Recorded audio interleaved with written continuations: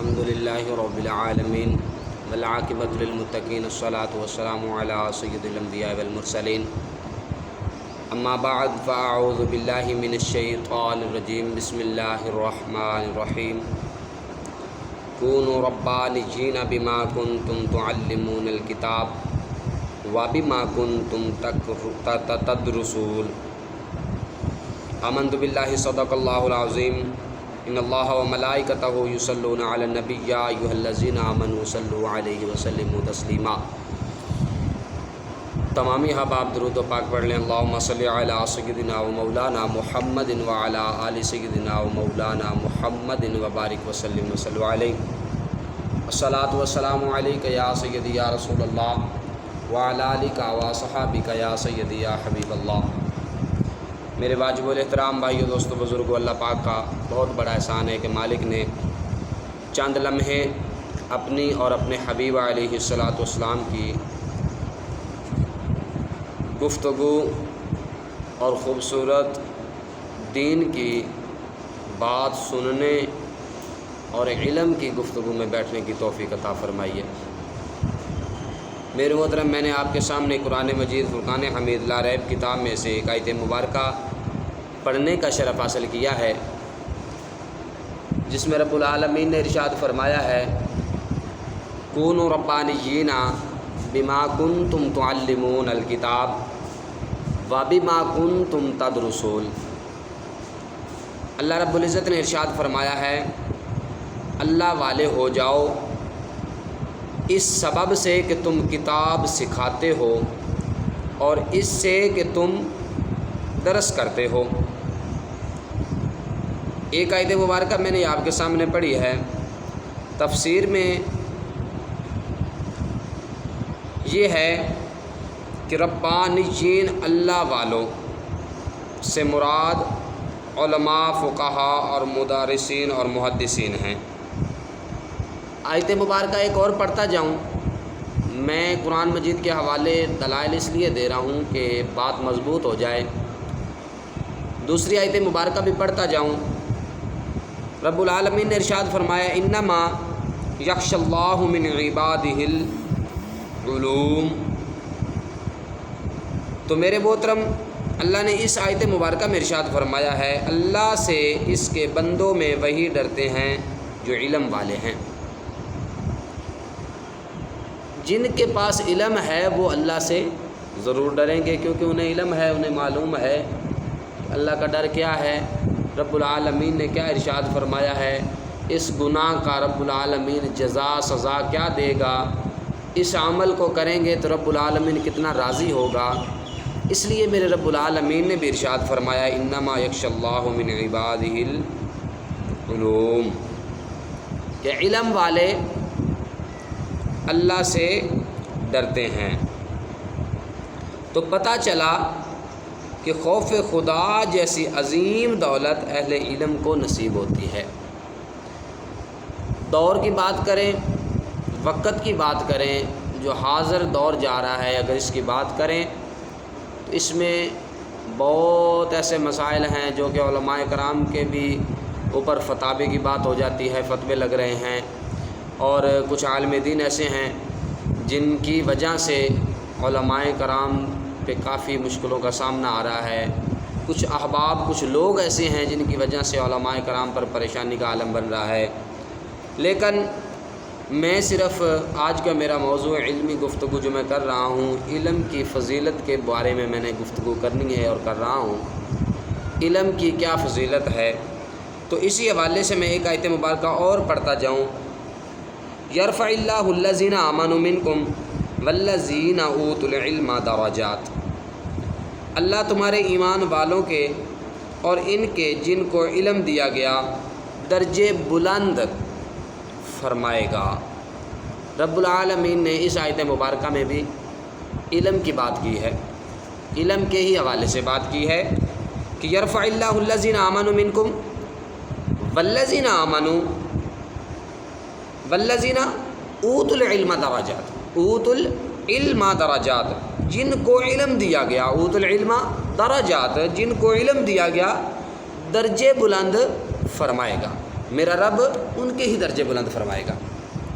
تو میرے محترم، میرے بھائی، میرے دوست، رب العالمین نے اس آیت مبارکہ میں بھی علم کے ہی بارے میں بات کی ہے۔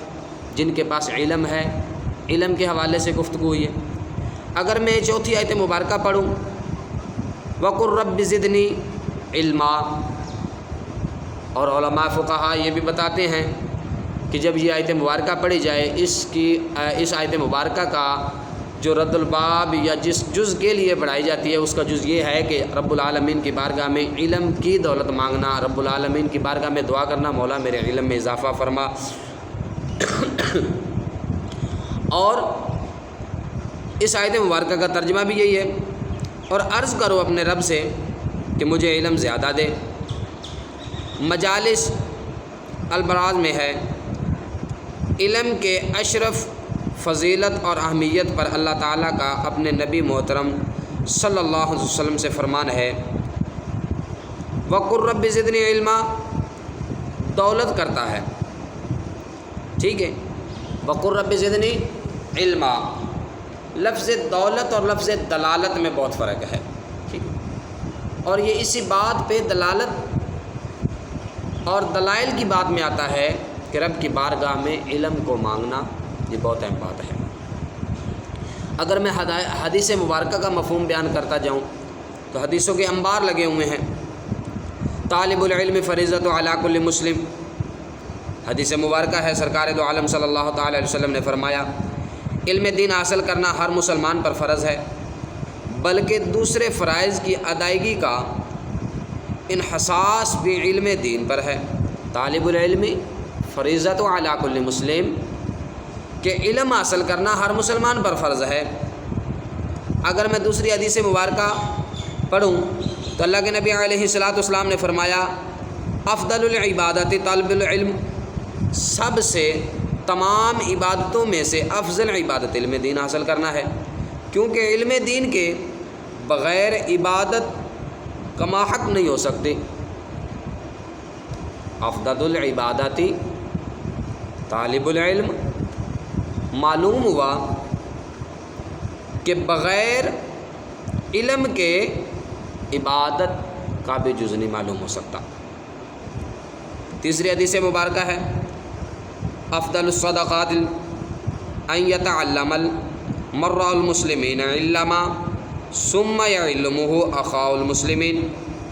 اس کے بارے میں نبی علیہ السلام نے فرمایا، تمام صدقوں میں سے افضل صدقہ یہ ہے کہ مسلمان شخص علم دین سیکھے، پھر وہ علم اپنے مسلمان بھائیوں کو سکھائے۔ اگر چوتھی حدیث مبارکہ پڑھو تو اللہ کے نبی علیہ السلام نے فرمایا، من طلب العلم مشى فی روضات الجنہ، جس نے علم دین طلب کیا یعنی کہ پڑھنا شروع کر دیا، وہ جنت کے باغات میں چل پڑا۔ اور ایک حدیث مبارکہ اور بھی اللہ کے نبی علیہ السلام نے فرمایا، جب علم سیکھنے کے لیے طالب علم گھر سے نکلتا ہے تو اللہ رب العزت فرشتوں کو حکم دیتا ہے کہ اس کے قدموں کے تلے پر بچھا دو، اور اس کے قدم زمین پر نہیں بلکہ فرشتوں کے پروں پر لگتے ہیں، پروں پر وہ رکھ کے جاتا ہے اور چلتا ہے۔ من طلب العلم تفضل اللہ لہ برزقہ، جو شخص علم دین حاصل کرے اللہ تعالیٰ دو جہاں میں اس کے ظاہری باطنی رزق کا ذمہ دار ہے۔ اللہ اکبر، اللہ، غور فرمائیں میرے محترم بھائیو دوستو، علم، من طلب العلم تفضل اللہ لہ برزقہ، سبحان اللہ۔ آگے سنیں، طالب العلم تبسط لہ الملائکۃ اجنحتات رضاء بما طلب، طالب العلم دین جو شے طلب کرتا ہے اس سے راضی ہو کر فرشتے اسے طالب العلم کے لیے اپنے پر بجھا دیتے ہیں، اپنے پر بچھا دیتے ہیں۔ جو میں نے حدیث مبارکہ پہلے پڑھی ہے، میں نے عربی میں بھی عبارت کر دی ہے، رب العالمین کے حبیب علیہ السلام نے فرمایا کہ اس کے لیے فرشتے پر بچھا دیتے ہیں۔ اللہ اکبر، اللہ۔ طالب العلم بین الجہال کالحل بین الاموات، علم دین حاصل کرنے والا جاہلوں کے درمیان ایسے ہوتا ہے جیسے زندہ مردوں کے درمیان ہوتا ہے۔ علم سیکھنا بہت ضروری ہے میرے محترم، میرے بھائی، میرے دوست، علم سیکھنا بہت ضروری ہے۔ من خرج فی طالب العلم فہو فی سبیل اللہ حتی یرجع، جو شخص علم دین سیکھنے کے لیے نکلے وہ واپس آنے تک اللہ تعالیٰ کے راستے میں ہوتا ہے۔ حدیث مبارکہ میں انبار لگا دوں، پڑھتا جاؤں۔ اذا جاء الموت لطالب العلم وهو على هذا الحیات مات وهو شہید، جس طالب علم کو علم دین طلب کرنے کی حالت میں موت آ گئی تو وہ شہید ہو جاتا ہے۔ اللہ اکبر اللہ۔ آگے اللہ کے نبی علیہ الصلوۃ والسلام نے ارشاد فرمایا، من اراد ان ينظر الى عتقاء اللہ من النار فلینظر الى المعلدی هو الذی نفس محمد صلی اللہ تعالی علیہ وآلہ وسلم بیدہ ما من متعلم یختلف ان یذهب یحیی الی باب العلم، جس شخص کا ارادہ ہوا کہ ان لوگوں کے دیکھنے جنہیں اللہ تعالیٰ نے دوزخ کی آگ سے آزاد کر دیا ہے، تو اسے چاہیے کہ علم دین سیکھنے والوں کو دیکھ لے۔ اس ذات کی قسم جس کے قبضہ قدرت میں محمد صلی اللہ تعالی علیہ وآلہ وسلم کی جان ہے، جو کوئی طالب علم عالم دین کے دروازے پر بار بار جاتا ہے، یعنی جاتا اور جاتا پھر جاتا، تو اللہ تعالیٰ اس کے لیے ہر قدم کے بدلے 1 سال کی عبادت لکھ دیتا ہے، اور ہر قدم کے بدلے اس کے لیے جنت میں ایک شہر بنا دیتا ہے۔ اور طالب علم زمین پر چلتا ہے تو زمین اس کی بخشش کی دعا کرتی ہے، اور وہ اس حال میں شام کرتا ہے کہ بخشا ہوا ہوتا ہے۔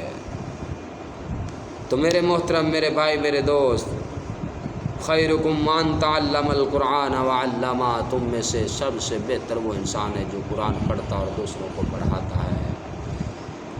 تو سامعین محترم، اس بات پہ غور کیا کریں کہ خود بھی علم سیکھیں اور اپنے بچوں کو بھی علم سکھائیں۔